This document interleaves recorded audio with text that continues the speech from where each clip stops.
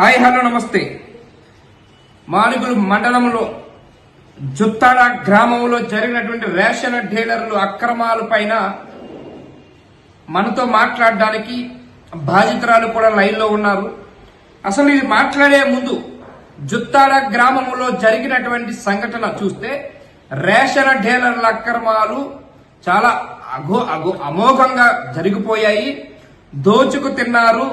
తెలుగు తమ్ముళ్లు రాజకీయ నాయకులు అండతోటే మెరిట్ లేని అమ్మాయికి ఎట్లా ఇచ్చారు, తప్పుడు ధృవీకరణ పత్రాలు ఎంఆర్ఓ గారు ఏ విధంగా వాళ్ళకి ఇచ్చారు అంటే ముడుపులు తీసుకోకుండా ఇచ్చున్నారంటారా, లేదు వాళ్ళకి ఏమి అందకుండానే ఒక డబ్బున్న ఫ్యామిలీకి ఏ విధంగా రేషన్ డీలర్ గా వాళ్ళకి ఎప్రూవల్ ఇచ్చారు ఏంటనేది అన్ని అంతు చిక్కనటువంటి ప్రశ్న.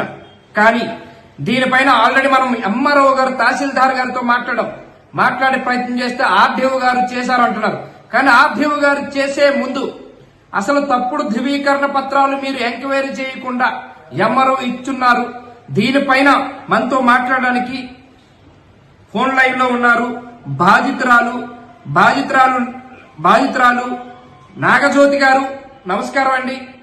అసలు మీరు ప్రిన్సిపల్ సెక్రటరీ ఆఫ్ ఏపీకి, జిల్లా కలెక్టర్ కి, ఆర్డీఓ గారికి ఎందుకు ఈ రేషన్ దుకాణంలోని ఏదైతే అక్రమాలు జరిగాయో ఈడబ్ల్యూఎస్ లో జరిగినటువంటి ఎకనామికల్ వికర్ ఏదైతే సెక్షన్ కింద ఏదైతే ఉన్నది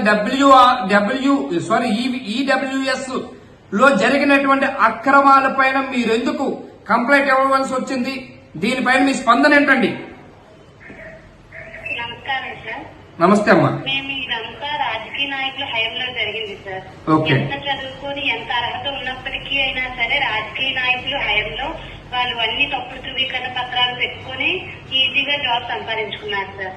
ఎంత చదువుకొని ఉన్నా ఉద్యోగాలు లేకపోయినా సరే ఏదో ఒకటి ఇంటి దగ్గర చేసుకుందాము అంటే రాజకీయ నాయకులు మాకు సపోర్ట్ చేయటం లేదు సార్. అంతా వాళ్ళకే సపోర్ట్ చేస్తూ వాళ్ళకి అంత డబ్బున్నా సరే ఇచ్చిస్తున్నారు సార్.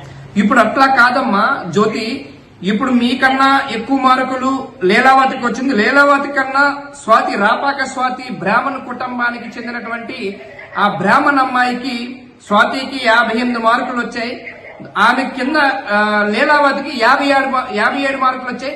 అసలు రాపాక స్వాతికి ఇవ్వకుండా జ్యోతి అక్కడ ఎవరైతే లీలావతికి ఇవ్వాల్సిన అవసరం ఏమొచ్చింది? తక్కువ మార్కులు అమ్మాయికి ఇవ్వాల్సిన అవసరం ఏమొచ్చింది? అంటే సార్ ఇది రాజకీయ నాయకుల హయాంలో జరుగుతుంది కాబట్టి ఇంటర్వ్యూ మార్క్స్ కూడా వాళ్ళు కన్సిడర్ చేస్తున్నారు సార్.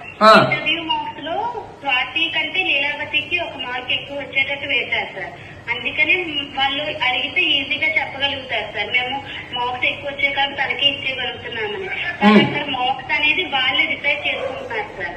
వెళ్ళిన ఇంటర్వ్యూ ఏం చేయకుండా వాళ్ళు సజెస్ట్ చేసిన పీపుల్ మాత్రమే కరెక్ట్ గా ఇంటర్వ్యూ చేసి మార్క్స్ వేస్తున్నారు సార్. ఇప్పుడు ఇంటర్వ్యూ చేసింది రాజకీయ నాయకుల ఆర్డీఓ గారా? ఆర్డీఓ ఆఫీస్ లో ఉన్న ఆఫీసర్ సార్. ఓకే, ఆర్డీఓ గారు డైరెక్ట్ గా ఇన్వాల్వ్ అవ్వట్లేదు. కానీ ఆర్డీఓ ఆఫీస్ లో ఉన్న కింద అధికారులతో మాత్రమే ఇది సక్రమంగా చేసేస్తున్నారు రాజకీయ నాయకుల అండదండలతో, అంతే కదమ్మా? అంతేనండి. ఓకే, అసలు ఇది మార్కులు మెరిట్ ఆధారంగా చూసుకుంటే రాపాక స్వాతికి ఇవ్వాలి. రాపాక స్వాతి కాకపోతే ఆ పేద కుటుంబానికి చెందినటువంటి నాగజ్యోతికి ఇవ్వాలి. వీళ్ళిద్దరూ కాదని చెప్పేసి రాజకీయ అండదండలతోటి డబ్బు ఉన్న ఫ్యామిలీకి తప్పుడు ధృవీకరణ పత్రాలు పెట్టిన వాళ్ళకి ఇచ్చున్నారు. ఇది ఫోన్ లైన్ లో మాట్లాడినందుకు నాగజ్యోతి గారికి నమస్కారం. థ్యాంక్ యూ అమ్మా. నేను మళ్ళీ మీకు ఫోన్ లైన్ లోకి వస్తాను. అసలు ఈ ఏదైతే విశ్వాస్ టీవీ ఆధారాలతోటి మొత్తం ఇది బట్టబయలు చేసింది, ఏదైతే నాగజ్యోతికి కాదని చెప్పి మెరిట్ సాధించిన స్వాతికి ఇవ్వకుండా ఎవరైతే ఉన్నారో లీలావతికి ఇవ్వాల్సిన అవసరం ఏమొచ్చింది అని అంతు చిక్కనటువంటి ప్రశ్నలో భాగంగా ఈ రోజు ఆర్డీఓ ఆఫీసులోని ఎంట్రీ మార్కుల ఆధారంగా ఇచ్చామని చెప్తున్నారు. అక్కడ ఆర్డీఓ గారు లేకుండా కింద అధికారులతోటి మ్యాన్ప్లేట్ చేసి డబ్బులు తీసుకొని ఈ మార్కులు వేసి ఆధారంగా ఇంటర్వ్యూ మార్కులు అని చెప్పి మోసం చేసి దగా చేసి తప్పుడు ధృవీకరణ పత్రాలు అందించినటువంటి లీలావతికి ఇచ్చున్నారని చెప్పేసి బాధితురాలు నాగజ్యోతి కంప్లైంట్ పెట్టడం జరిగింది. సార్ అసలు ఇందాకే ఎంఆర్ఓ గారితో మాట్లాడే ప్రయత్నం చేశాం.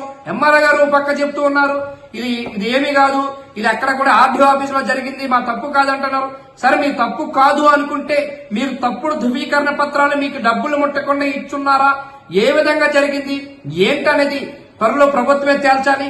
అట్లాంటి పేద వర్గాలకి, నిజమైన మెరిట్ వర్గాలు చదువుకున్న వాళ్ళకి ఇవ్వకుండా ఎవరైతే అనర్హతగా ఉన్నట్టు వాళ్ళకి ఈ ఉద్యోగాలు ఇవ్వడం, రేషన్ డీలర్లు ఏదైతే ఉన్నారో అక్రమాలు అమోఘంగా జరిపాయని చెప్పవచ్చు.